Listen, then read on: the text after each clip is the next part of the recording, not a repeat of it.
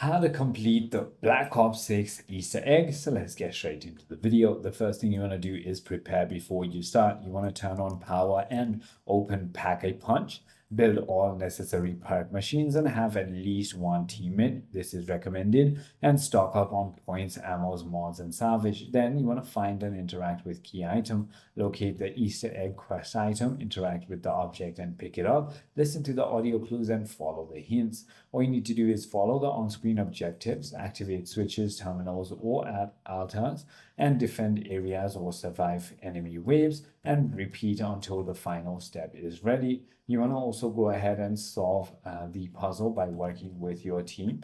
And you want to also activate the final device. This is where you're going to be defeating the boss and completing the cutscene. It is as simple as that. I hope this video clarifies everything for you. If you have further more queries, feel free to comment down below and I'll see you on the next one.